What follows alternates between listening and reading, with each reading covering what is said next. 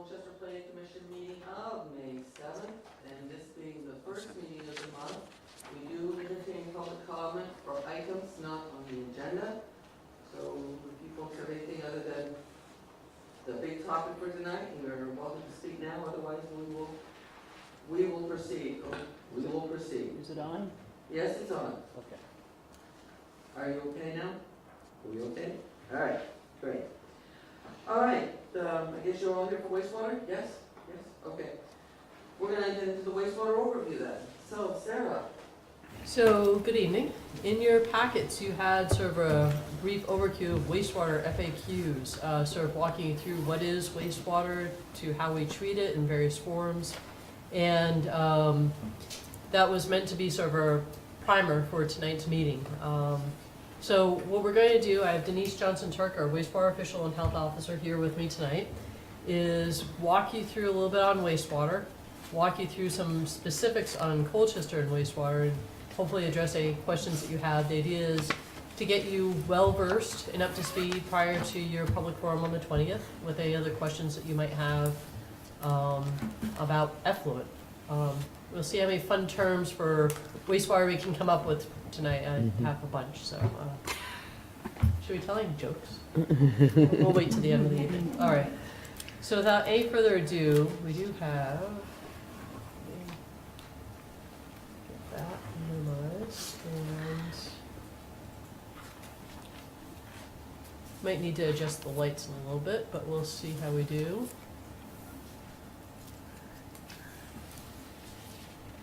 This is, forgive us, from Michigan, but it's a pretty good.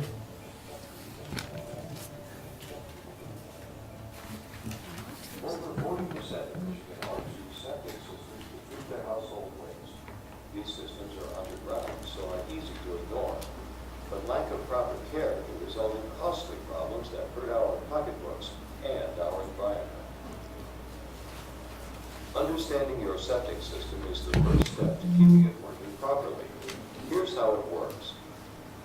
When the wastewater from the house enters the tank, some of the solids settle to the bottom, and other waste such as oils and fats float to the top. Only the liquid from the middle zone leaves the tank for the drain field, where it flows through a series of pipes with openings that allow the water to percolate into gravel surrounding the pipes. As the wastewater moves into the gravel and the soil underneath, the contaminants in the sewage are filtered and treated with bacteria that occur naturally in the soil. Let's look at a few common myths. This family just paid $10,000 for the new septic system. Now our system will last forever. No way. The average life of a septic field is only 20 years. But until then, we can use it without a care. Actually, no. They must be treated carefully, or they will fail even sooner. What goes down our drains is gone for good. Wrong again. Americans pump over 4 billion gallons of wastewater a day underground, and it doesn't just disappear. Septic systems connect to our environment. After being treated in our septic tanks and drain fields, wastewater re-enters our groundwater, streams, and lakes. Improperly treated household wastewater can contaminate our well water, swimming beaches, and wildlife habitat. Following a few simple guidelines will ensure your system works effectively. For instance, provide a barrier so vehicles don't drive or park over it. Compaction can remove the air spaces in the gravel, so critical to the percolation process. Tanks must be pumped regularly to remove the built-up sludge and scum layers. If there is not enough room in the tank for proper settling to occur, solids and fats can be pushed out before the tank can do its job. Solids that leave the tank can clog the pores between the stones. This will cause the drain field to become saturated and unable to treat the sewage, allowing contaminants to reach our environment and the system to back up. Oh, no. It's really important to be careful what you put down your drain. Put fats in the trash so they don't clog up your system. Don't rely on your garbage disposal to get rid of food scraps. Compost or trash them instead. Gardens love your coffee grounds, and septics hate them. Drains aren't trash cans. These are some of the worst cloggers. Put them in your trash, not down your drain. And just because a label says it's flushable or biodegradable does not mean it's safe for septics. And septics do not remove chemicals. Take things like solvents, paints, and pesticides to your local household hazardous waste collection site. Septic systems also don't remove the chemicals in medicines, and these compounds are showing up in our lakes and streams, posing a danger to wildlife. So wrap and trash them instead. Phosphates are found in most dishwasher detergents and are not removed by septics. They end up in lakes and streams where they cause an overgrowth of algae, which fouls our beaches and removes vital oxygen from the water. Look for phosphate-free. As each gallon enters the tank, an equal amount is pushed out. The tank needs time to do its job properly. So don't use a lot of water-producing appliances all at once, and don't let water run unnecessarily. Until you need it, turn it off. And save up for full loads of laundry instead of lots of little ones. Buy low-flow toilets and replace old laundry machines, shower heads, faucets, and dishwashers with the new ones that follow today's water-saving standards. If you have a leaky faucet or toilet, fix it immediately. Even a slow leak can overwhelm your system.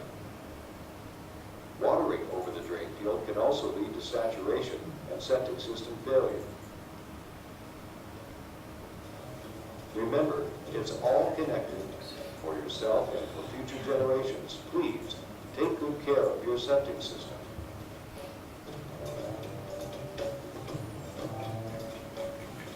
All right, sorry that you missed the last part. If you want me to rewind, you can kind of rewind. I think we're good.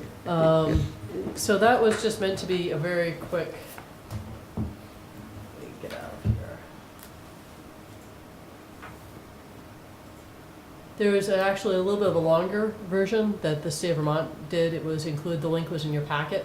It's an excellent one too. And then there's the interactive house. I don't know if any of you guys visited that link where you can flush and it will show you how it goes out through the house and the different types of septic systems with pumps, and it's one of those cool things like you'd see at Echo and you can see the water going different ways at any rate. Bunch of cool things on septic. So I'm just going to briefly go through some of the wastewater FAQs that we provided.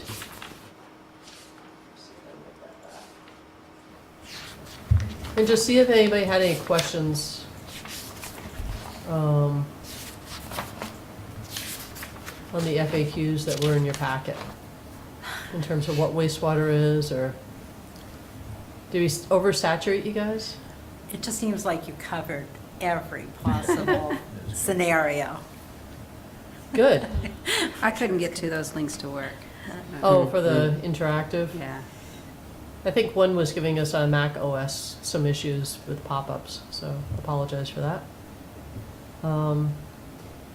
So everybody feels like you now know wastewater, what it is, what happens to it, the difference between a septic system and a sewer system, the different parts of a septic, what's a community system, how does water get treated in Colchester. We have over 5,300 on-site wastewater systems. We are most likely the largest on-site community in Vermont. And how is on-site water treated and regulated? Just hitting a few high points, and Denise, feel free to jump in. It's all to do with the state process. There was a history at the end of this where it was sort of enlightening. We actually adopted on-site septic regulations 2 years prior to the state. But now the state controls in terms of what we can permit and what we can't permit, and about how they do it, and about how long it will work, and what some of the proper maintenance is. All septic systems fail. It's just a matter of how long. Why are systems allowed to be built that do not meet state regulations, and walks you through some of what the best fixes are. If a property has a pre-existing use of the site and there's a failure, a replacement system does not need to fully meet state regulations. The state has provisions for a best fix using variances. That means that a system does not need to meet, for instance, setbacks to property lines, water bodies, groundwater, what have you. So the state looks at these as being grandfathered pre-existing uses that have a right to some use of the property with as best of a fix as they can. Walked you through a little bit about innovative alternative systems and what that means. It's usually some sort of a pre-treatment system, advanced treatment technology. There are various different types of them. All of them are mostly more expensive. Are composting toilets or holding tanks allowed? Basically, everything is required to have a leach field. A composting toilet will only reduce the amount of flows that you have. And holding tanks are only allowed as a best fix, usually for summer seasonals. It gets back into everything has to have a leach field. If you remember nothing else tonight, here's a one-sentence version. It's all about the soils. You need the soils to treat wastewater with on-site systems, and so that's why the importance is placed on the leach field. Mark? How about those systems that look like a raised bed where they fill Bottomless sand filters. Yeah, do those work? What kind of bothers me is the idea that it's grandfathered, you can do a best fix, and yet, is it not working? Is it actually leaking, or is it just likely to fail quickly? It all depends on the type of variance you're getting. The bottomless sand filter requires the pre-treatment system before it, which creates a monetary issue because it's very expensive, not only for the installation portion of it, but also for long-term electrical bills, maintenance. It's required to have a yearly contract. So it's really expensive. It's more expensive, I think, than the mound system. Because mounds don't typically require that yearly maintenance like the bottom sand filter does. You're allowed the variances to property lines, water tables, water supplies. It's not to say that it is going to fail, but you're creating a situation where it might fail quicker than your normal wastewater disposal system that meets all the regulations. And a lot of it's on how you maintain it and what you put down the drain. Thanks. So, sort of moving a little bit forward here, what's a community system? And I pulled in some graphics. I tried to attribute the different places that we pulled from. But this is a great, everybody shares a leach field. There are a variety of different ways of doing this. But one of the key things is with on-site wastewater regs, once you hit that 6,500 gallons per day, there's a different permitting system for it. It's called an indirect discharge. And so there are some different regulations around that.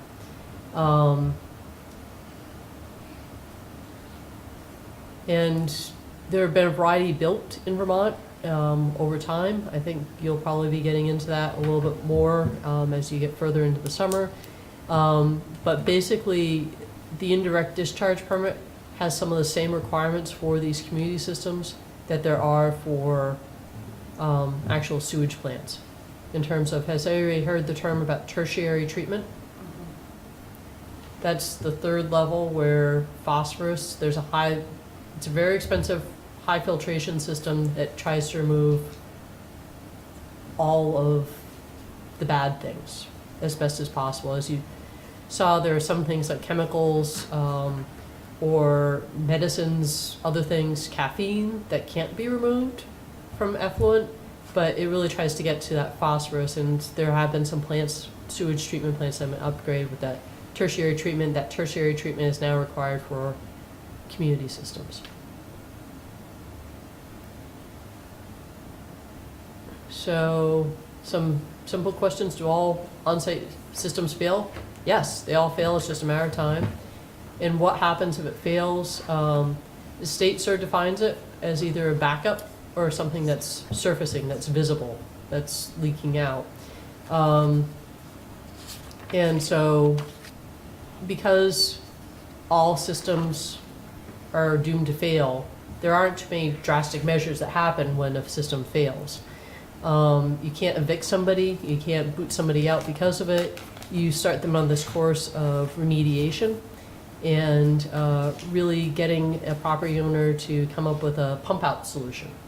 And pump outs can be quite expensive. It's probably around $200 $250, $300 pop. depending on the size of the septic tank. And depending on the size of the system and the number of, People living there, you could have to depends pump on every the- week, every couple weeks.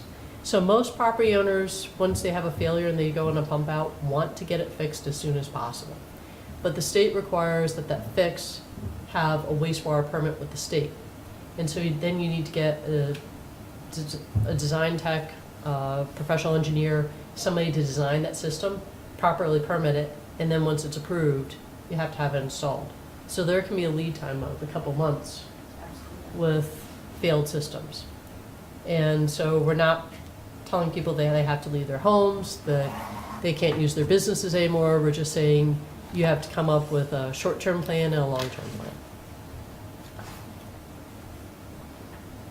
And so generally, we don't penalize people for that, because if you have an on-site wastewater system, which I guess the majority of people in this room do, it will fail at some point. And what steps can be taken to identify and fix failures? So the two methods of failure, it's backing up into your business or home, it's surfacing. We can't go onto private property. So unless it's visibly surfacing, or you're reporting it to us, we don't have a real way of finding out about it. So usually what happens, you have a backup, know that you need to fix your system, you're reporting it to us. There's a state wastewater permit that's going to be coming in soon after for replacement. Occasionally we get neighbors that will call and say that things are surfacing, or tenants. And then we can go on to like a neighbor's property and say, well, can I look over your fence? Or a tenant, can we go into your unit and see what's happening? And then make people aware of it. We have been in court on this, on these actions before. Court actions can take months as well. And a property owner is not obligated to pay for enforcement costs. The other thing I want to hit on is fines can sometimes be less than the cost of replacement. The majority of people that we deal with want to replace their systems and know what the issue is. There are very few people that we've had to litigate with, but the fines of even up to $200 a day, if your new bottomless sand filter costs $40,000, and I think there's also the cases where people truly don't have the money. We've worked very hard to find affordable solutions for people. We used to have a revolving loan fund. The state of Vermont, actually, after we started a revolving loan fund, started their own, and now so everybody goes through the revolving loan fund with the state. And so we work to make people aware of that program and even help people with the documentation for that. So that's an avenue. I think there's some question raised by members about, can repeat violations be condemned or taken by the state? And I go into a little bit about constitutional process, and we can't condemn and take a property without just compensation.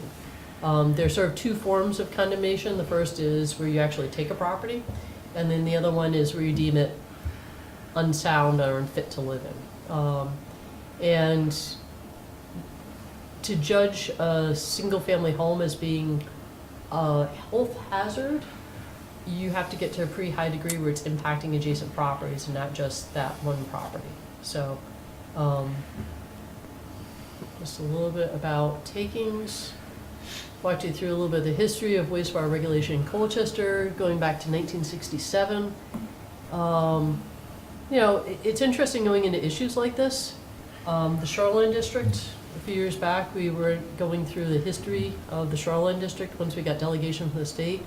And we actually helped the state of Vermont get delegation of the Shoreline District from the Army Corps. The Army Corps up until the early 80s had jurisdiction over the lake. It was sort of selfish because we were contemplating a boat mooring program at the time. But we are sort of on the leading edge with shoreland, we are on the leading edge with wastewater, so it's a interesting history that we have. I wanted to walk you through the state's permitting history, just so you understand it's not all roses and beautiful. It's, we got statewide regulations in 1969, but 82 rolls around and we have 10-acre loopholes. So if you ever wonder why there are a bunch of 10.1 acre lots in the state of Vermont, it's because they didn't have to have any sort of a design septic system. They're now under the state's jurisdiction, but if the town of Colchester didn't have our own wastewater regulations in effect, there could have been a bunch of these 10.1 acre lots in Colchester developed with cesspools too. So we've been doing rather well over the years in terms of being on the cutting edge with a lot of these wastewater solutions. 1996, we adopted the Vermont Environmental Protection Rules, and we started looking into innovative alternative systems. 2002, we get up to the 10-acre loopholes closed. The state says that they're going to take authority over everything. If we wanted to have our own enforcement capabilities and still be on that cutting edge, we had to take delegation from the state, which we did. We're one of 2 communities that's delegated for on-site wastewater regulation locally. That means that we administer the state wastewater permits locally, we enforce locally. And that the last piece of information that I really want to leave you with, and just sort of a very quick overview of this, is we do not recognize clean slate. What is that? So when the state of Vermont created the statewide regulation for on-site wastewater, they sort of gave everybody a pass. Okay, you have that 6-bedroom house that was only designed ever for a 2-bedroom. You're okay. You can keep on living in it, keep on using it, and when it comes time for a replacement system, we can do a best fix for you and we'll figure something out. Colchester got in the door early and asked for exemption on this. And so we do not have to recognize clean slate. So that means if in 1969 we permitted a 3-bedroom house and you somewhere along the line increased it to a 6-bedroom house, we could say, nope, you only have a 3-bedroom house, and work with you to reduce the flows or come up with a system that addressed those additional 3 bedrooms. So it gives us a little bit more enforcement ability than the state of Vermont even has.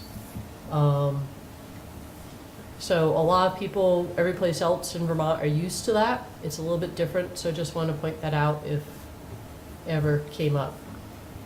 And then just finally, wastewater by the numbers. And these numbers came from the Integrated Water Resources Management Plan, so they're a few years old. We have more than 5260 properties with on-site systems.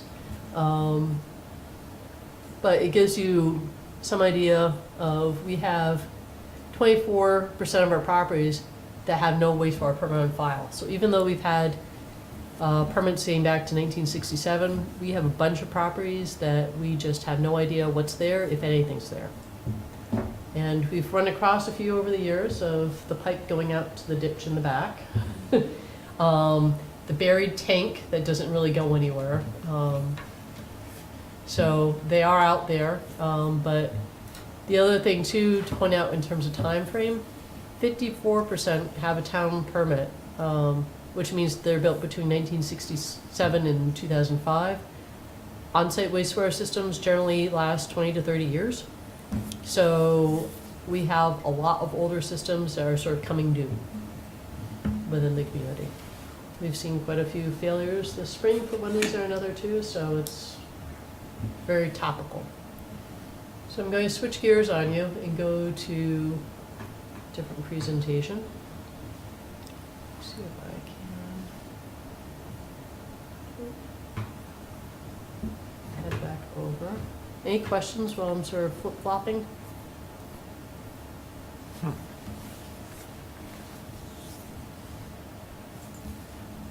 There we go. And the first page on this, I'm going to give credit to the Integrated Water Resource Management Plan because I stole a lot of their slides and repackaged it slightly. So also in your packets was the Integrated Water Resources Management Plan summary. We recently took the 869-page document and summarized it into, we're aiming for 10 pages, but I think it's like 14 or 15. But it's meant to sort of give you an idea of the overview. What I'm going to do tonight is walk you through the wastewater pieces of this, specifically as it affects the project area. So, what was the Integrated Water Resources Management Plan? And you had in your staff notes, this is on line 2, just this true scope of it. And it was more than just wastewater, it was stormwater, it was mapping our water resources, it was doing water quality testing. It was really taking a holistically at water quality in Colchester. But for the sake of wastewater and focusing on that, what I'll say is we did a lot of mapping, needs assessment, priority areas, and water quality testing, including detailed on-site analysis. So there's our base map. So when the Integrated Water Resources Management Plan was done, we had 5,682 parcels, and we have, what was that, 5,280 on-site wastewater systems. So a lot of land, a lot of parcels, a lot of on-site wastewater systems. Total acreage that does not include the bay or the lake is about 13,000 acres. We have roughly around 7,000 parcels now, so had increased somewhat. So this is, I'm zoomed pretty far out from the study area, but everything that is in white, just taking a look at the soils map and some of the basics, is not suitable for a conventional on-site system. And Denise can help here in terms of the different types of wastewater systems, but what you saw in that video was a conventional system. Something that's buried in the ground, it has those fingers, it has a tank. That's what most people think of as the gold standard for an on-site wastewater system. The green areas are areas that are suitable for an on-site system. So they started the Integrated Water Resources Management Plan with a quick sort of GIS layer, and that's Geographic Information Systems. It's taking state soils data and looking at it and subtracting out areas of environmental limitation based upon land area, significant areas to replace leach fields, the size of the systems, conventional or mound systems, and we started to pull it apart. Well, what were some of the environmental limitations for an on-site system? And of those 69% of the parcels that were not suitable for a conventional on-site, here's where it sort of breaks down into some of it was depth to bedrock, some of it was the slope, some of it was depth to groundwater, floodplain, wetlands. If you add all these numbers up, they total more than 69% because a lot of parcels had more than one impairment. So that means it could be wetlands and floodplain. It could be shallow bedrock and high groundwater. So there's some mixing and matching going on here. But I think this is sort of a basics. We're sort of stuck with the geography and the geology that we have. And it's interesting if you take a look at Colchester, a lot of our development historically has followed the bare soils. But even some of those bare soils will have things such as seasonal high groundwater and other issues. Okay, next step, you sort of add on to that, what are the rules limitations? So the environmental protection rules were recently updated, and Denise can speak to some of the differences on them. She's actually on the statewide technical advisory committee, which helped develop the new rules. But a lot of these are still in place and maybe have even gotten more restrictive. You have setbacks to property lines, setbacks to wells. Depending on what type of well, there's more of a setback to a municipal water line. Stormwater infiltration, if you have a footing drain around your house, there are setbacks to those, there are setbacks to the foundation to your house. So just to sort of give you an idea, when you're considering placing an on-site system, all the sort of things are in play. Beyond just sort of the site, there are also these rules. All right, getting a little bit more complicated. Of the 5,682 parcels that were screened initially, 3,125 developed parcels, or 55%, were identified as conforming for on-site wastewater treatment under current conditions and regulations at that time. Another 1,800 parcels, roughly 32%, were deemed not able to support on-site wastewater system that fully complies with current regulations, environmental conditions. And at the time, there were about 500 undeveloped parcels. Of these, only 3% appeared to be suitable for some sort of future development based upon on-site wastewater systems. The remaining 316 developed parcels did not have suitable soil area to support development, or restricted from development in some way, steep slopes, bedrock, what have you. We ran through some of those other ones. So this is drilling down a little bit more, getting a little bit more informed. And so 1,800 currently developed parcels are non-conforming based upon this analysis. This means if these parcels were vacant and to be built today, they couldn't be, most likely, because all new development has to fully meet standard.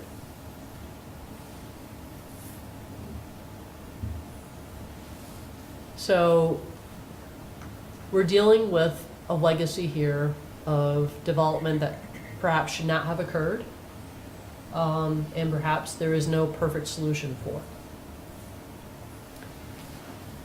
So the Vermont Environmental Protection Rules, these state rules that we're working with, are designed to prevent adverse environmental or health impacts. And varying from these conditions are sometimes reasonable and justified on case by case. Denise mentioned some of them, and sometimes they're not warranted. And that's again dealing with existing development. Integrated Water Resources Management Plan took a deeper step into it in terms of a detailed needs assessment, and started to go into specific areas of Colchester that we could sort of see need a little bit more analysis.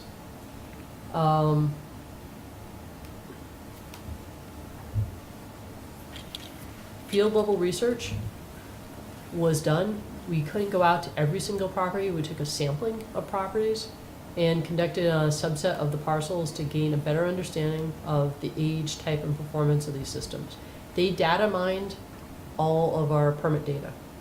So they went through all of our septic records and found out what we had records on, what we did not have records on, the age of the system, the type of system that was installed, and targeted some areas, and actually did some field assessments. Went out to people's properties.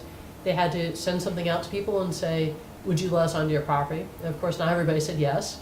And of that, they took a sampling. So they also looked at longevity in terms of screening parcels, what we knew about them, and what their limitations were. And so taking some of that just initial, before they went out, about parcel age and permit history, we know that the majority of parcels were permitted before '82, which is when the better state regulations came into effect. And we know that 25% of everything does not even have a permit on record. Maybe they got one of the first permits in 1967, and we weren't keeping really good track, and it got lost somewhere in the paperwork shuffle. Maybe there is something out there that's designed that they never got a permit for, but there's potentially 25% or a whole quarter that we just don't fully know what's out there. And again, they searched our database. Our database is not perfect. It's like other databases. There could have been some errors on that end. So again, more tabletop exercise, 70% of the town's parcels were developed prior to the adoption of the scientifically based wastewater rules. We know that what out there is not to be top shape. Detailed on-site investigations. Priority needs areas, what are those? I'm going to take you through and walk you into what those areas are. But offhandedly, we could sort of tell that there are some more environmentally sensitive areas than not, properties within 300 feet of the lake. There are also some other properties that we could tell there was environmental condition that indicate a problem. And so that's the map of all of what we, in the Integrated Water Resources Management Plan, specify as being priority areas for further investigation. Quite a bit along the lakeshore. So, what then happened was, after the on-site analysis, where we went into people's homes, onto people's properties, we did the permitting history, the town got sort of color-coded into high, medium, and low needs areas. So, 7 areas were ranked high: Goodsell Point, Sunset View, Mills Point, East Lakeshore Drive, West Lakeshore Drive, Porter's Point, Coates Island, Thayer Bay. High needs areas were along the lakeshore, had both seasonal and year-round. 7 areas were ranked as medium, and those included North Mallett's Bay, Niquette Bay, Beach Road, Marble Island, Meadow Drive, East Lakeshore Drive, Colchester Point, Broad Lake, and Shore Acres. And these had some other problematic, they weren't the worst of the worst, but they had some other problematic things such as poor soils, bedrock, seasonal high groundwater. One was ranked just because of its distance to surface waters.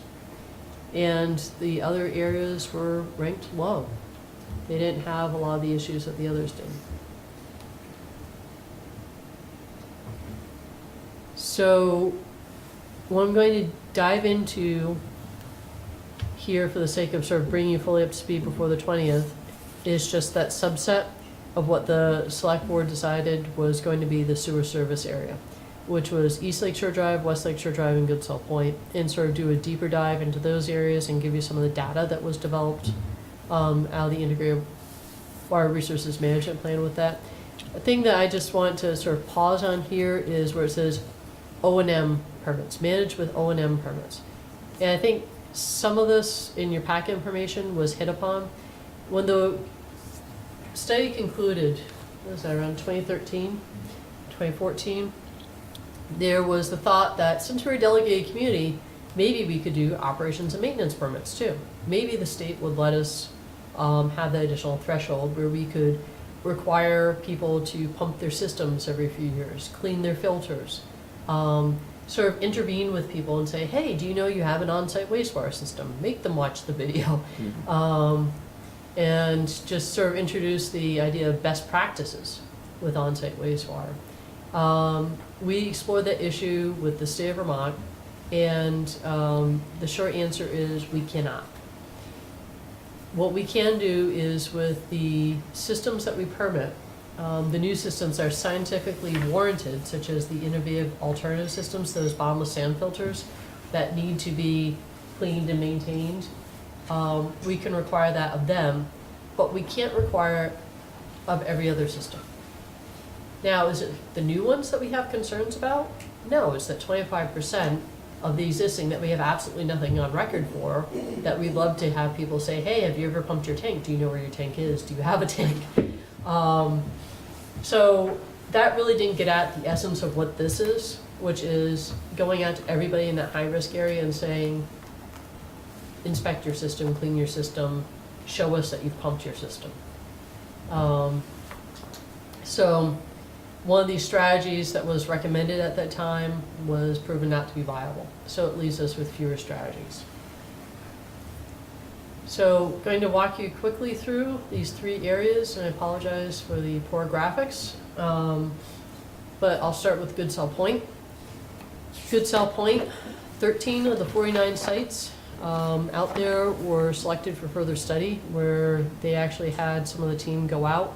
And this was a team of Aldrich Elliott Associates, which are engineers, and Stone Environmental, which tend to be more scientists, that teamed up to do this integrated water resources management plan on behalf of the town and the EPA demonstration grant.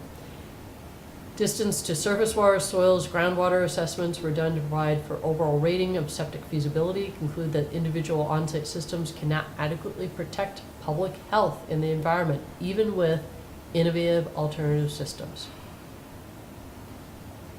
So going out, taking a look at the soils, taking a look at what was there, the idea of continuing to place individual on-site systems was deemed to be a no-go. It was concluded that there are two options potentially for this area. One was the possibility of a large cluster system. There's a common green out there, that if all the property owners wanted to work together and make that happen, they potentially could locate one of those community systems on it. It would need to accommodate over 6,700 gallons per day. Indirect discharge, as I said, is not a walk in the park. There's a high threshold that you have to meet. No one has done further investigation into that. Again, it would take willing property owners working collectively with each other to come up with a private system for private properties. When they looked at the cost delta between a community system and serving it with septic, it was very close. And so that's why it was included with the proposed sewer service area. So that's the first area. Any questions on Goodsell Point? All right. East Lakeshore Drive. East Lakeshore Drive was split into two areas, the lakeside and the non-lakeside. So forgive me, and the way that they referred to it in the study was the east side of East Lakeshore Drive or the west side of East Lakeshore Drive. It's very confusing, so I'm just going to say lakeside, non-lakeside. Lakeside had 62 properties, non-lakeside had 94 properties. 13 were inspected. The lakeside ranked as severe due to the area and distance to surface water, while the non-lakeside ranked as medium risk with severe area limitations, but improved distance to surface water and somewhat better soils. For the non-lakeside, cluster systems would be viable, albeit for the lack of area. For the lakeside, so for the non-lakeside, cluster systems, possible solution, but there's really not enough space to serve the non-lakeside parcels. For the lakeside, even the placement of advanced treatment systems cannot provide complying septic. The possibility of 16 smaller cluster systems to serve the lakeside properties on the non-lakeside was examined as a possible solution. However, costs would range from $1 to $1.5 million, and it was unlikely that the owners on the non-lakeside would allow this due to their own limitations.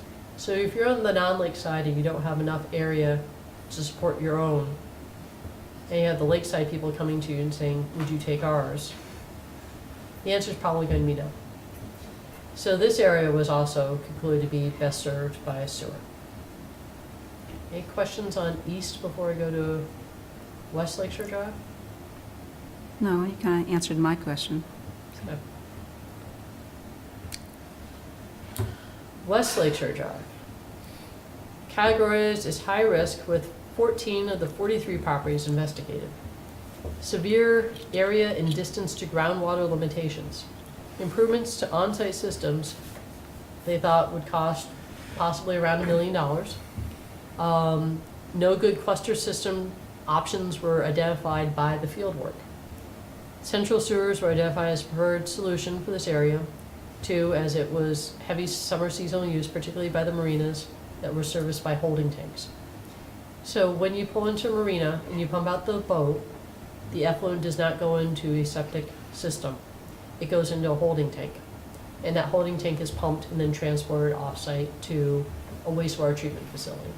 So it's sort of seen as, if this area is sewered too, it could deal with some of that effluent as well. So again, I tried to pull out and sorry if my cutting and pasting from the study wasn't that great, but the areas where things ranked as severe or low to moderate or low in terms of issues. And you can see 4, the higher the score on these, the worse it is. So 5 out of 5 stars is not a good thing. So that's West Lakeshore Drive. Wait, West Lakeshore Drive Lakeshore or West Lakeshore Drive non-Lakeshore? Combined. Both. Both. All right. Any questions from you guys on West Lakeshore? You didn't include Coates Island. No. Coates Island was not part of the sewer service area. Shore Acres was not part of the sewer service area, so I excluded them for the purpose of tonight because what you've been asked by the select board is to focus on the same area and finding solutions. So I didn't expand because I thought this would probably be enough to get through. But any questions on any of those study areas? So how many potential lots are available on West Lake Shore Drive that could sustain, get permitted for a septic? That are permitted or could be permitted or? Probably both, probably, if you know, are permitted, and then the potential build-out of West Lake Shore Drive. So the potential, so there are a couple of different factors, and let me sort of tease those apart. And I think what you're looking at from this was that what the study said was the severe area and distance to groundwater limitations hindered conforming septic systems. This was a high-risk area based upon, I'll just go back through. Go back through a few more. So starting here, see all this white? Mm-hmm. So this is area that you're looking at as not suitable for conventional. All along East and West Lakeshore Drive. There.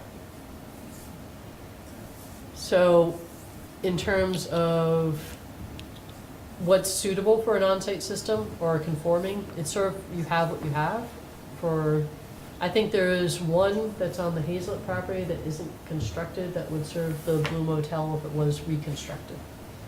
And then I think the old Casa Romano site has potentially a wastewater system of some sort. Not really, it was in the as well. Right. Build out. Build out is controlled by several different factors. One of them is your land use plan. And so the land use plan that was developed as part of the LS1, LS2 limited the build out. So that's first and foremost, whether you have sewer, whether you don't, that limits you in terms of future additional build out. And we can pull out those build outs that were done as part of that rezoning at some point. I don't have those available tonight, but Okay.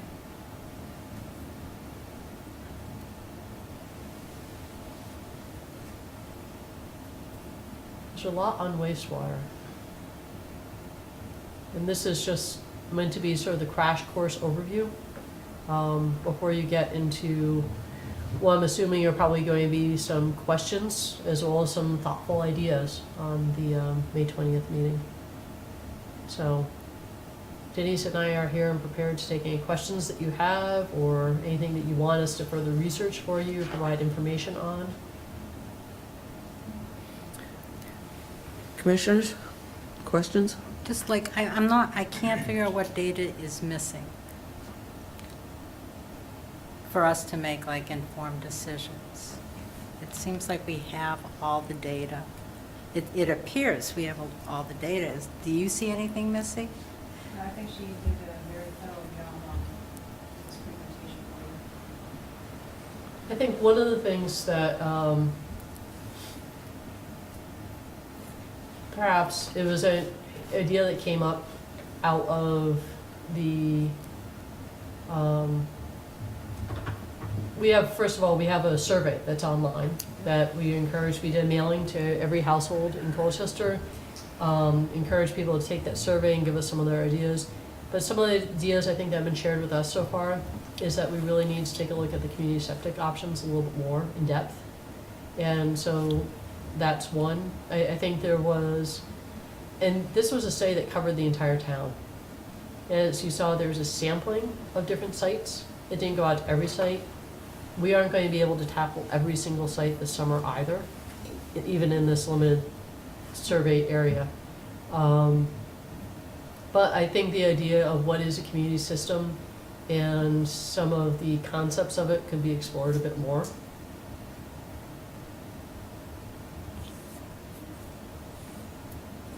That's just one thing after rereading and mulling through. I think we had to be prepared for some things that we haven't considered yet or might not be apparent to us. I think that's a very good question. What are we missing? And that's part of having the forum on the 20th. There's also online, if you can't attend the forum on the 20th, a place for people to provide comments. We're trying out a new platform that allows people to not only take the full survey, but take a quick poll of what possible options there are, what is now on a map, what they see as being things that they like or don't like, and also sign up for emails, further announcements through our Notify Me tool. So there's a lot of good data online too, some FAQs. The wastewater FAQ that's in your packets is also online, moved online today, so. So could we take a moment now for our viewing audience to talk about the 20th? Because we didn't talk about the 4 o'clock. Let's go through the day of what the 20th Sure. looks like for the public. Happy to take a little bit of a side detour. Let me actually, if I can, pull up the website. Might be a good thing to walk people through where they can get some more information. And while Sarah's doing this, I'd just like to note for the public as well that these meetings are open to the public, and we were going to be talking about this throughout the summer. So please come on the 20th and come to any and all the Planning Commission meetings throughout the summer as we discuss and work on solutions.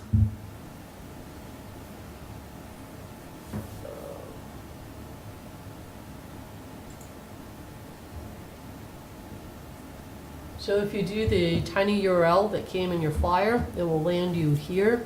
It's tinyurl.com/Colchester MBI. And you can click here to get email updates, take our survey, or get involved. What the get involved will get you to is a site that talks about, and you can create a quick account here, log on, quick comments on that. You can take an online poll. Tells you about what we're doing, what we're listening. You know, you can have a discussion about can't attend the 20th, but here are some of my ideas. So that gives you a little bit of background there. If you click participate, it's a simple, you just want an email address. We're not going to spam you. Just want to try and keep track of who's saying what and what ideas so we can do some follow-up potentially if needed. But this is what's going to be happening on the 20th. So we're going to do a walk and talk. Be there at 4 p.m. sharp at the Upper Bayside Park Activity Center. It's the old senior center. Because we're going to have a little bus. We're not sure what the weather's going to be or people's walking ability. So we're hopefully going to have a little bus that will take us over to the corner of Goodsell Point and East Lakeshore Drive and be able to walk along East Lakeshore Drive. We did this with West Lakeshore Drive when we were looking at zoning, and it was very informative, just giving people the opportunity to walk along and point things out, show us things that they like or don't like, some ideas, some opportunities. So we're hopefully going to take about an hour, maybe an hour and a half to get through that. Let people get back, get some food in them, come back, meet at the Colchester High School cafeteria at 7 p.m. And that is going to be run very much like a forum. Cindy Cook, who I was hoping could join us tonight, is going to be our facilitator. And she's going to try and keep us on track. We are looking for solutions for wastewater pollution. So we are going to be focusing on the positives of what are some of the different ideas that people have. A lot of people have criticisms on the sewer vote, or different aspects of the funding pieces. Those are all very important, but again, what you've been asked by the select board to do is look at finding wastewater solutions. So, we're hopefully going to give a quick overview, like what we've done tonight, of what we're doing, why we're doing it, some of the background, and then let people talk, maybe even break into some small groups, and hopefully get some more ideas and try and answer what do we need to know that we don't know? What don't we know? And there might be some things that we've thought of that might come back to us, but really try and engage the community in our problem-solving solutions. So hopefully we're going to, from that night, get some ideas, sort through them, parse out what that's going to mean in terms of your summer schedule, and then get back to people, either they've signed up that night, signed up online, and let them know some of the additional public meetings that we're going to be having throughout the summer on some of these issues. I can imagine an issue being just on community septic systems. It may be further investigating that at a couple meetings this summer. So not to prejudge, but just in terms of where this is probably going. We have a September deadline to get back to the select board with some ideas. So it's going to go pretty quick, and we'll just try and structure it very well and get through it and find some viable solutions. And again, for our public, so it's May 20th, and then in June, we'll meet on the 1st and 3rd Tuesday of the month. July is a little bit different.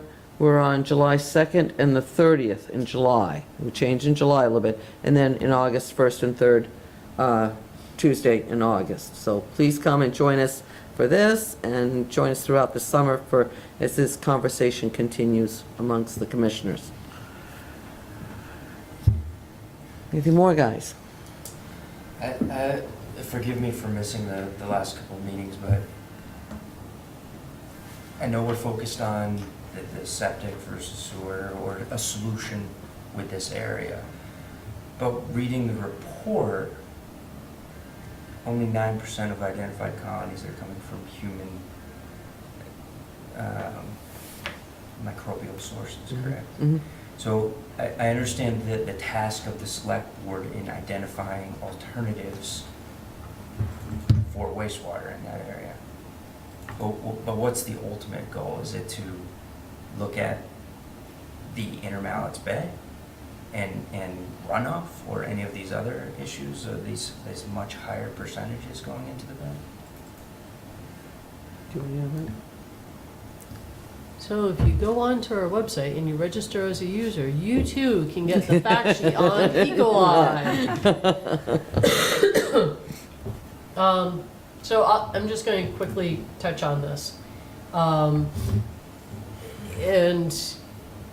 to answer your question, Nick, we have been told we need to focus on human wastewater pollution.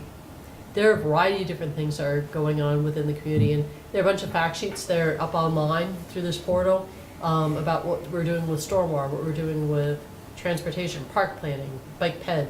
So it's all part of this Mounts Bay initiative. That's the overarching is the Mounts Bay initiative started back when we were looking at the zoning in 2014, 2015. We did those walks and talks and found out people's concern wasn't just with zoning. It was with the whole package. It was with stormwater outfalls. It was safe passageway for people to walk along West Lakeshore Drive, to bike, transportation concerns, traffic congestion. So a lot of people, I'm sure, are going to have questions about what's going on, different things, stormwater runoff being one.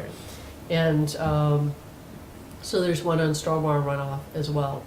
So we're looking at a small slice of the pie in a couple of different ways.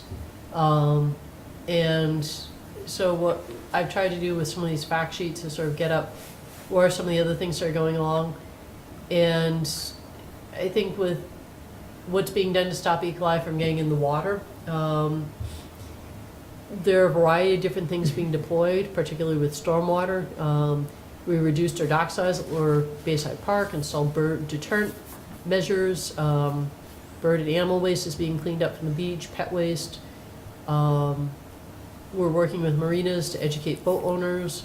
Many marinas now offer free pump outs for boats.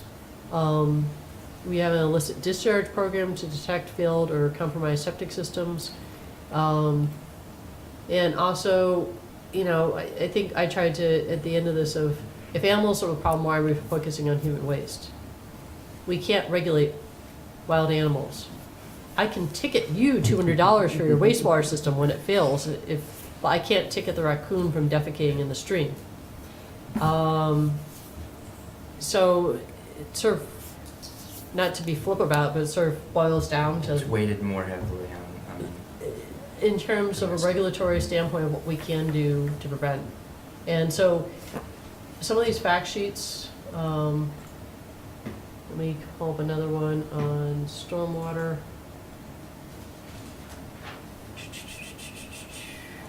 My cursor over. And at the last select board meeting, I believe they went through quite a bit of what was happening with short acres with some of the improvements that are proposed there too. But there's a lot being done on the stormwater side of things too. And this is going on a parallel track. Yeah. So it's not that everything else is stopped. It's that this is all working in concert with each other, and we've been given one piece of gotcha. Fair, yeah, that's fair. Good. But wouldn't like Shelburne Bay or Burlington Bay, you know, St. Albans Bay, why, I mean, they have animals too. Why aren't they dealing with E. coli? I mean, I guess I'm just wondering why aren't they dealing with the, is it because they have sewers? Is that? They don't have the E. coli impairment that we do. So if you take a look at the lake and the water quality plans of the lake, you have a variety of different impairments throughout the lake. Salmons Bay, for instance, is impaired by phosphorus. Right. Mallett's Bay is impaired by E. coli. We're not impaired by phosphorus. It's we're actually doing very good on that front, which is a great thing. We still do have our problems, but our impairment is E. coli. That's what the state has sort of set out for us as what we need to address, for better or for worse. But is E. coli only a human issue, or is there animal E. coli? There's both, and so what I just showed you in that fact sheet was, it's both. There's quite a bit of animal E. coli. There's a % of human E. coli. And just a little bit, just to back up about what is E. coli, it's a pathogen. So there's a bunch of nasty stuff that lives inside of us, bacteria, pathogens, what have you. And E. coli was considered the standard. If there was E. coli present in the water, then there had to be wastewater effluent in it. E. coli can grow a variety of different ways, and we're going to have Amy McCrellis from Stone Environmental back because she's a scientist. I'm not. This is the, I'll give you the very truncated version of E. coli. It can grow at different rates depending on the temperature of the water, the amount of travel time, what have you. So it's a way of indicating that there is a wastewater problem, but it's not necessarily lack of it or presence of it means that there's a larger problem or a smaller problem. I'd sort of liken it to sea level rise and climate change. Presence of it indicates that there's an issue. It might not be that substantial, but it shows that there is something else that's going on.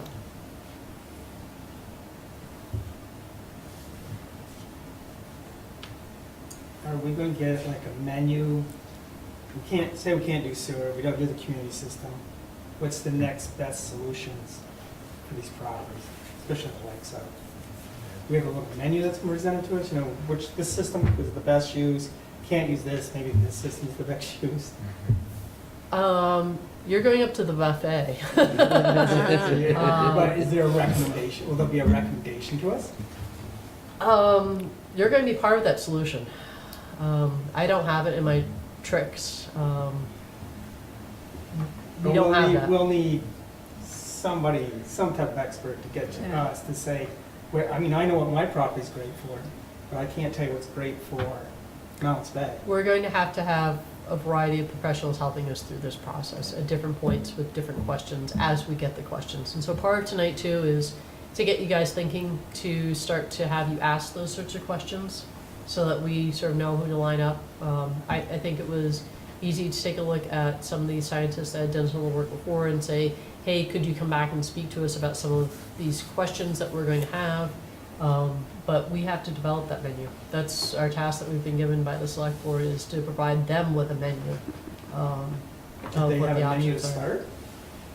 I mean, they looked at this and decided there was a sewer we needed to vote for. They must have had a menu to start before that, or just trickle Well, down effect I walked was- you through what was on tap tonight. And it came down to investing in the on-site systems that were there, cluster systems, or community sewer. Some of the things that weren't mentioned in that study because, but I think have been ideas that have been brought to us since then, is do you do some sort of a removal process? Do you buy up properties and start removing them? I think that gets into some of those takings questions about, could you take properties?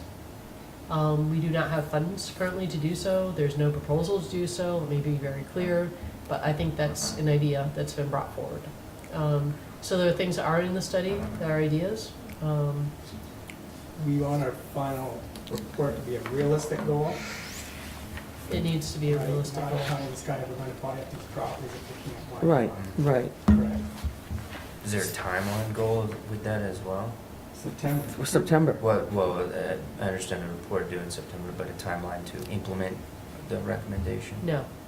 So I think you're going to have all you can do with the summer to get to sort of a very quick alternatives analysis. Here are 3 different alternatives, here are some of the pros and cons. You're not going to be able to get into designing them, costing them out, or what have you. I think it's just going to be The high level. the high levels, yep. Do we know how much human effluent is entering the bay on a daily or weekly or monthly basis, or an average? So we continue to do testing. Yeah. Again, getting back to E. coli and how it grows in different temperature of waters, there's a seasonality to it, and we continue to test seasonally. I believe that those reports are posted through the Public Works website.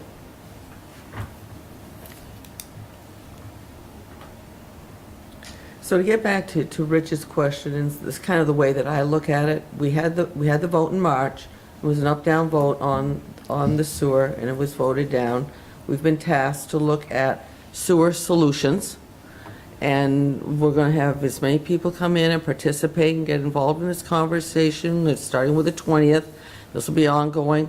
But in my mind, and I've said this to Sarah, it's sort of like you're coming to the table and you have to eat your vegetable.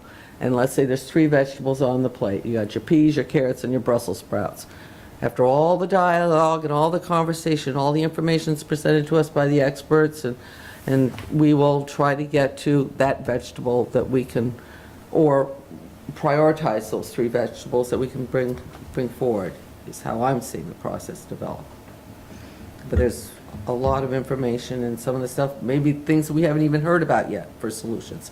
There's a conference, as you saw in your emails, on Thursday about septic solutions at the Davis Building. That's an all-day conference as well.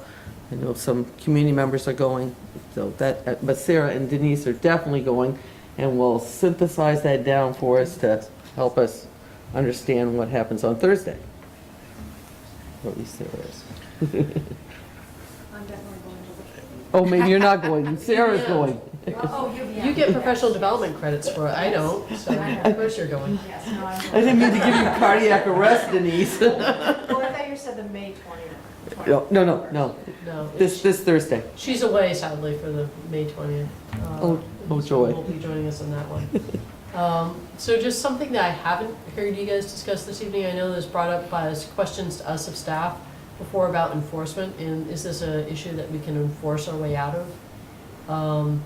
After reading through some of the information provided on wastewater, does anybody have questions about wastewater enforcement? Didn't we talk about that last meeting? We did a little bit, but we've, Sarah's provided answers to those questions, and I, for one, would kind of like to tease that out and put that, get a consensus on how we feel about, in general, about enforcement, and if that's even on the table, or if Sarah's satisfied that your interest in enforcement issues, or enforcement feasibility even.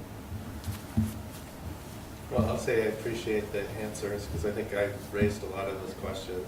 And, the fact that you don't have jurisdiction to test or inspect, and then the enforcement mechanism is so timely and not cost effective. I mean, it was a clear solution to me that, it was clearly explained to me that it's not likely going to be very effective. Yeah. I mean, that was backed up with some. So we can take that off our vegetable menu then? We can take that off the vegetable menu? I'd like to say something now, though, is you're saying vegetables, but I mean, maybe it's a salad that's presented. So the one bad offender, who's, you can see like of this fraction of human created waste, clearly this pipe is coming out of his house. I mean, there's no smoking gun that I understand, but if you come across it, so then you come down on some portion of enforcement.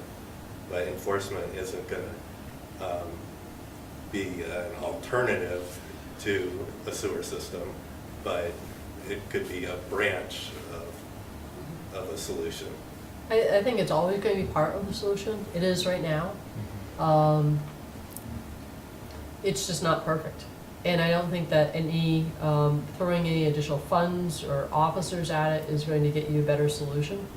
I think continued enforcement is perhaps one of your best deterrents in terms of staying vigilant and going after those people that are offending flagrantly. It's sort of unfortunate, and you don't want to talk about this too much because 90% of people are good, and they're just going to do the right thing and comply. Another 5% will do it because they think they're going to get caught and fined and penalized and thrown to jail if they don't. And the answer is we can't catch you and throw you into jail if you don't. So you hate to dispel those sorts of rumors. But it's, Sorry. But it's I think that always needs to be part of the solution is that you need to fix this or else. And that's part of having the state delegation. That's part of the requirements that's put upon the town is if we see these things, we have to enforce. And we do try and work with property owners with marginal systems to say, I was just talking to one on the phone today that called and wanted to know if we had anything on file where their septic system is because the back of their lawn is getting sort of soupy and you aren't going to want to hear this, there's probably another permit coming in for failure. You try and work people through, well, I have nothing on file for that, so that means it's probably more than 30 years old and you should probably be looking at replacing your system and try and work with people to get them to that point. So I think there's a lot more always that can be done with education outreach too. I think we've tried to beef that up. Having all of our permits online through our website, through a portal, so people can look up and see what they have before they purchase a property, if they're looking to maintain it. And putting more literature out there about what maintenance is and how you do it is good, but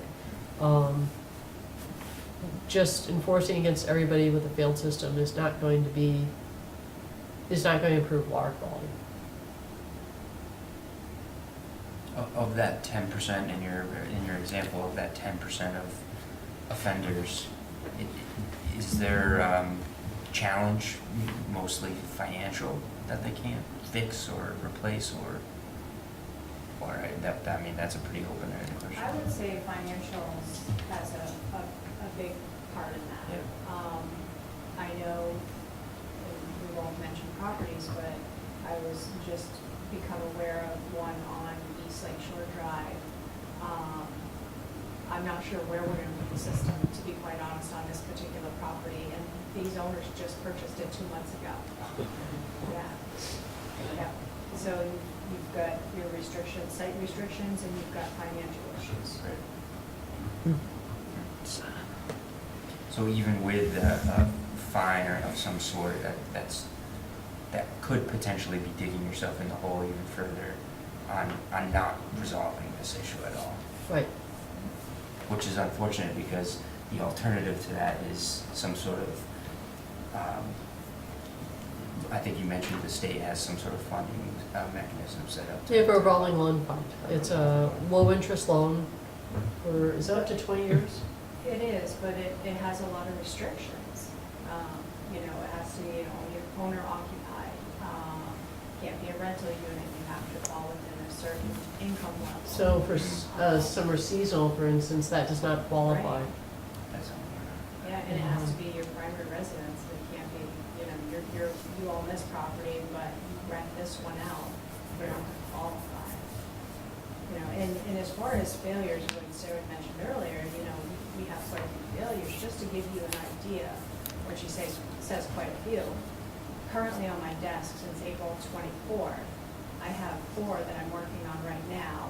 One that is gonna be on my desk probably by Friday. And I went on test pits for another one today, and I know that at least 3 other ones that are gonna be coming in. And this is since April 24. Is this just on the lake shore? It's throughout, but similar issues, you know.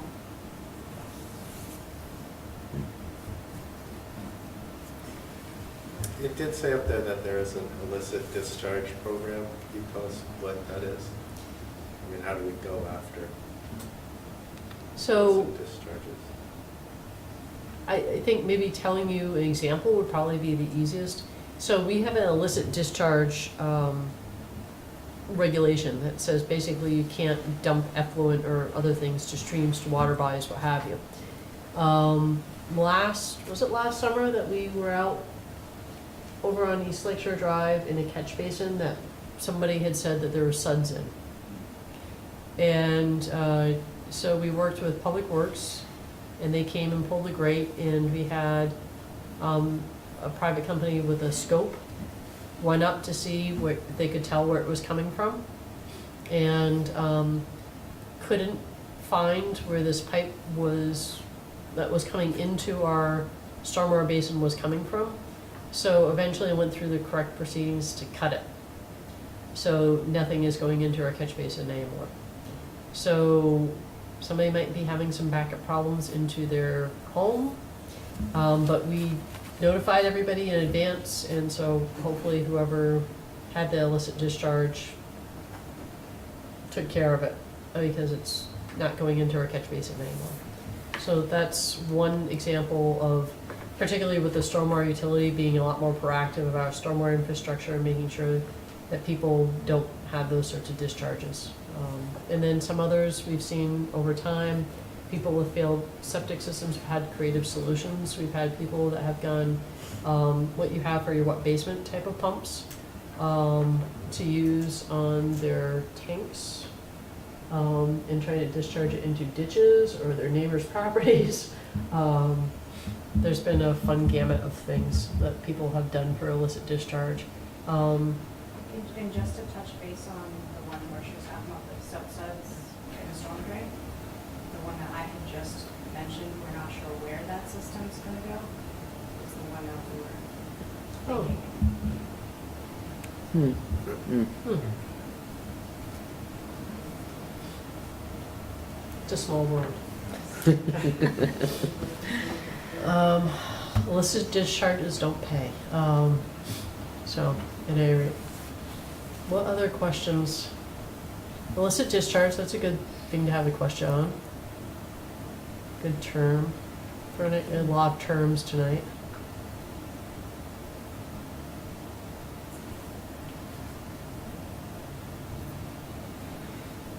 Anything from you folks without getting into the depths of what we want to do on the 20th? But this is just an FAQ tonight for us. And yes, Marilyn.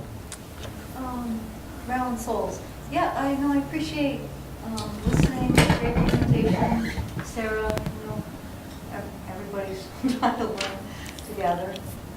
I think the underneath piece of why any of us think about it is we all care about water quality in our lake. So I think it's really important to keep that always, what's the goal, is what's showing up in the water quality, are we sure? And are we sure whatever solutions come out of this process are going to make a difference in the water quality? That's the underneath piece. Great questions were asked about, since 90% of the E. coli is from birds and wild animals, and so we're just dealing with the 8% in the human E. coli. Doesn't mean that's not important to consider. It's not like we're saying, oh, Bayside Beach is going to be open more from whatever we've been doing here. But so I still have that underneath question. I know you're on a short timeline, but whatever we come up with, we want to make sure it makes a difference. And I would still hope that you really look at what great questions about, gosh, how do you figure out what's failing? And I know the town's been dealing with that for years, is how do you fair property owners, how do you work within the state laws?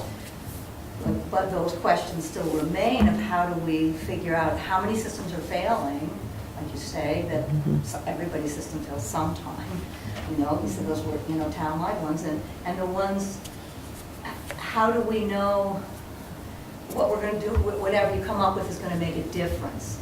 And if we don't understand how many systems are failing, and there's no way to measure that, how do we measure it? Unless we're measuring water quality. So can we measure water quality better in front of whatever area you guys are looking at in East and West Lakeshore Drive? Can we jump right on that this summer and say, let's take a look right there, because we know we're not going to be using what's coming down the streams, because we're looking at addressing just the lake shore. So we've got to make sure we're testing what's coming in from the lake, from not downstream, but from where we've got along the lake shore. So I would still say there's I think it's the North Champlain Basin, what's that,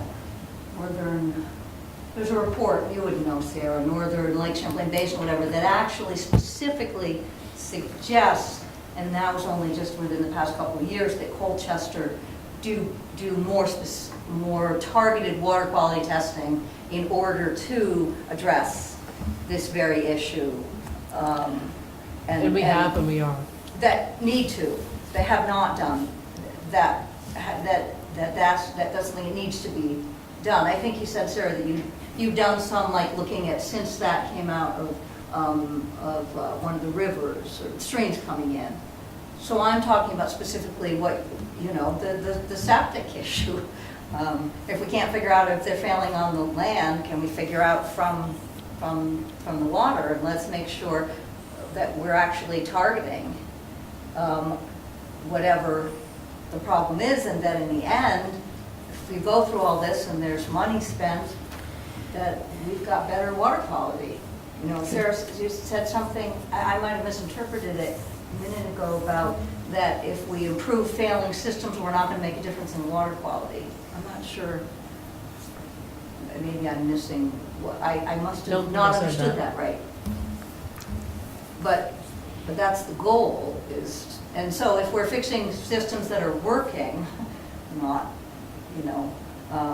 especially because, we've got to look at the cost factor, and so, we have X much of a problem, and these are some of our solutions, and that might fit there, versus, gosh, all those systems are failing on East Lakeshore Drive, so we need a whole big solution, versus, maybe there's only 3, and how are we going to solve that 3 possibly in the future?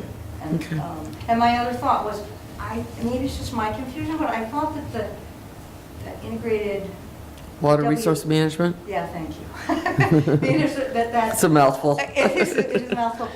How like, and that was great how you made that chart, because the chart within it is so hard to read, because it's such small print, and Sarah had summarized it, but I was trying to remember that, you talked about the Lake Shore side and the high side, not Lake Shore side, on East Lake Shore Drive. The report doesn't split that out for West Lake Shore Drive the same way? Because you were talking about that was all West Lake Shore Drive, or that what you were commenting on, it was for both the Lake Shore and the non-Lake Shore. And I was just confused. Maybe I'm wrong. I just thought that the report split them out. And so the non-Lake Shore side is a medium problem. And that Lake Shore side, which on West Lake Shore doesn't have that many units, actually. It's not like East Lake Shore. And to go with that, I'm looking at all your white area in Coates Island. I mean, Coates is all white. What kind of sewer system that, because I'm on East Lake Shore Drive, my name is Phyllis. Phyllis, yeah. I'm totally on East Lake Shore Drive, and I can do sample for you every day, all summer if you want it, because it is horrible. And so if Coates Island is what I can see, and it's white, what systems do they have? Because I'm getting it all washed to my shore. I mean, I'm on that shore where your sample should be, and it's horrible. It's absolutely horrible. Stay tuned. We will find it. It's very concerning because it's been worse year after year. Of course, you guys have been dealing with this for years. Was that your comment, Phyllis? Because you had your hand up a little bit before. Was that what you wanted to say? Okay. I was thinking of the Coates Island because, it was all whited area. There's a lot of houses in Coates Island. And I'm wondering what kind of systems they have. And they're summer seasonals, Yeah. except for 2, 3. I think there's 2 year-rounds, 3 maybe. And I'm hoping that, instead of like looking at the whole 100%, we got it down to there's 10% of the people that we probably would have to work with that probably can't come up with funds. They're probably being the offenders or where all the other people that try to do the right thing, do the right thing.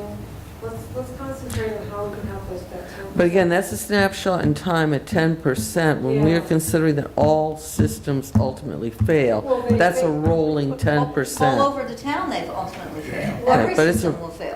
But it's a rolling But- number. but- Jack? Yeah, but we're not going to do it in 1 year. We're going to do it this year, and the next year, the next year, the next year. We're going to be capturing it every year and working on that 10% every year, 15% or 12%. I know they're all going to fail. But the ones that fail, if mine fails, my new one fails, I'll come to you, or I'll get it done myself. I'm on the other side, I'm on the land side of East Lake Shore Drive. That's my responsibility. So if theirs is gonna last another 3 years and it's gonna fail, I mean, we're gonna be working on this year after year after year, different people's staging of failure. Most people can take care of that piece, but the ones that are having trouble with it will need your help. So, Jack, did you have a comment? Yeah, I want to challenge that all of these on-site septic systems will fail. Our house is 36 years old. It's an on-site septic system. It hasn't failed. My previous house on Oriel Drive, we've since moved. I know the people that live there. It hasn't failed. If you take care of your system and it's in good soil, it can last much longer. But another question I think that you guys have got to start thinking about, just to follow up on what Marilyn is saying, if we have 62 properties on East Lake Shore Drive, and Phyllis lives across the street, and I've spent time down there too. We know there's failures there, but we haven't been able to pinpoint them. We have some of the sampling from last summer that shows that in the waters off East Lake Shore Drive, so we can't pinpoint any camp. The only way you can see, as Sarah said, if there's a fluid bubbling to the surface. Right. But I seem to think that we should be able to isolate the big offenders of those 62. And I'm not sure exactly how to do it. I mean, a long time ago, we suggested dye testing. I know there are problems with dye testing, but I also have spent a lot of time online now looking at some innovative dye testing systems that will show us where those failures are. And maybe an engineer needs to come in and, talk to the group about what type of technology could really help us to identify the failed systems. Not with the idea of kicking people out of their property or taking their property by eminent domain, but working with them one way or the other to get that plugged. And if there's not an easy pluggable system, then look to Thompson's Point and Charlotte, and look to Shoreham. I provided reports to Sarah. I've talked to the on-site managers at both of those places. We're going to hear from them again on Thursday at the UVM conference on wastewater disposal. So I kind of got a feeling that you folks are thinking this is an overwhelming situation, but your mandate is very narrow, and I think, continue to do the due diligence, but you should be able to come up with a pretty clear solution, I would think, by September. And we look forward to you coming on the 20th and helping us with those solutions. Because we've got a few months to do it. Good. Guys, anything else from the table?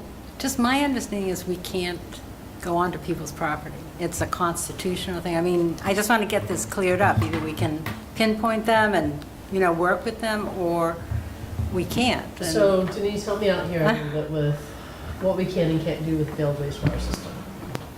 We certainly cannot go on people's property to investigate if it's a failed system, unless it creates a public health hazard. If you're on a 10-acre property and your wastewater system is smack dab in the middle of the 10 acres, single-family resident, as a health officer, I can't do anything about it, unless there was a stream that ran right down the middle of that property within feet of that system. That's creating a public health hazard because those waters will drain onto, other public properties. But we don't have the authority to go on to people. So one of the interesting things I'll just say, and I tried to highlight this in staff notes, but it's worth saying, we are the only community in the state of Vermont that has an on-site wastewater official that wears the same hat as a health officer. That is a thorn in Denise's side. However, it uniquely positions her that she can take a look at a lot of these wastewater problems, and sometimes the bigger hammer is with the health officer stuff. So every town in the state of Vermont is required to have a health officer to help address public health issues. And there are faster remedies associated with that and more sort of stiff penalties if you don't comply. Versus if something doesn't meet the state wastewater rules. Well, we can type up a report, give them a chance to respond. Eventually, if we have to go through the court system, of doing something without a wastewater permit, there's that. But so she takes a look at both sort of sets of toolboxes in a lot of these things. And what she was just speaking to was that heavier hammer of the health officer.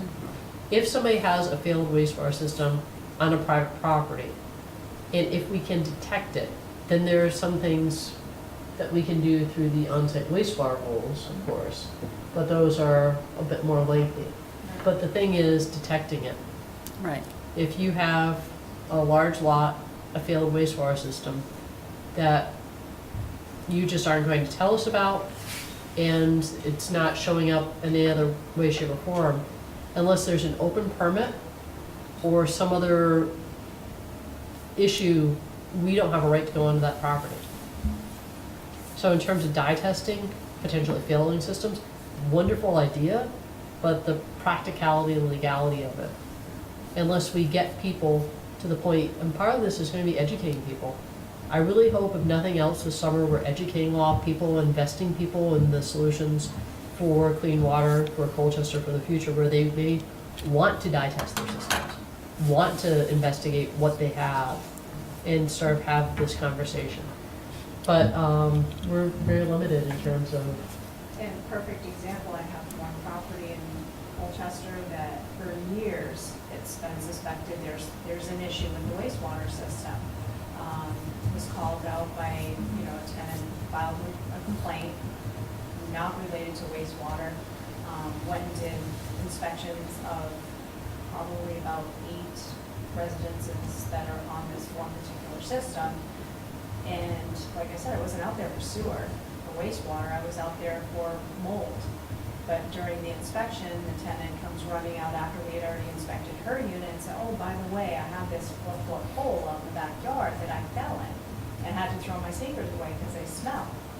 Well, because I am the wastewater official as well as a health officer, I was able to go out there and immediately knew that was a septic tank, whether it had caved in, the cover wasn't on, and now I've just sent out certified mail 5-page report, and hopefully have finally got my foot in the door to be able to do a thorough inspection on this particular system. But I couldn't otherwise go out to inspect it without the other issue bringing me out there. Interesting. Jack? Denise, the 62 properties on East Lakeshore Drive, waterside, lakeside, if you sent a letter out or actually went around and talked to these people, what percentage do you think would comply and allow dye testing? Well, that was what just to cut you off there, that's what the Integrated Water Resources Yeah. Management Plan did, and there are 13 that responded. Yeah.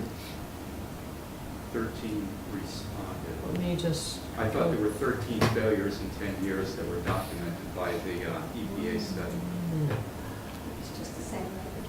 I was gonna say a very close number, was it 13 or 17? So Marilyn, you've been out at Colchester Point long enough. I know when they did this, I got the letter on Mills Point, and I invited them onto our property, but I don't know how many people, how many of my neighbors complied. I don't know, did IWRM, because you're one of those, On the outer bay. I'm out in the outer bay.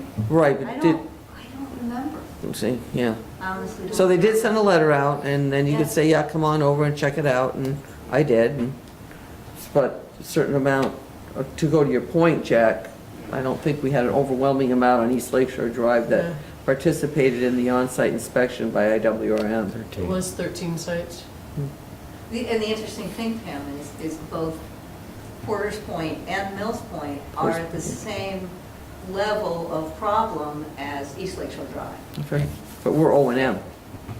No, but what I'm saying Yeah, is yeah. that we, there are some places in which comes the same thing as Goodsell Point, you know, that we want to address these issues, but the have to,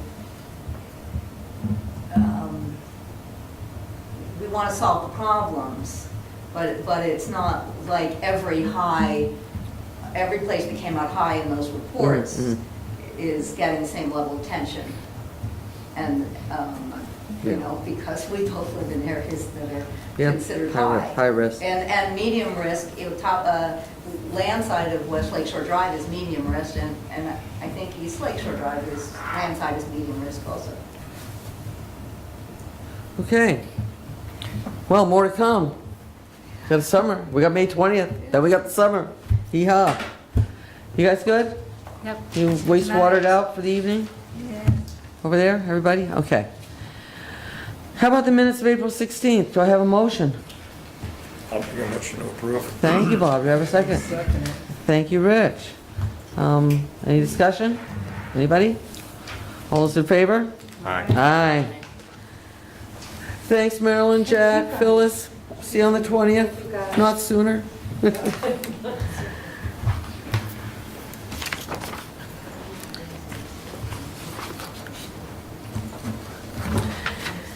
Packet information, Burlington's got some ordinance changes. I think that was the only thing in our packet other than our wonderful favorite report, P&Z report. Thank you. Love that. And future agendas, we kind of went through that, right? We know what our summer's all about. All right. Any other hot topics? Think we've had enough? I think we're gonna avoid hot topics with food Okay. going forward. Well, We'll rename it something else. We'll keep that on the down low then. All right. I'll make a motion to adjourn. There we go. I'll second. Very good. All those in favor? Aye. We are adjourned. Yeah.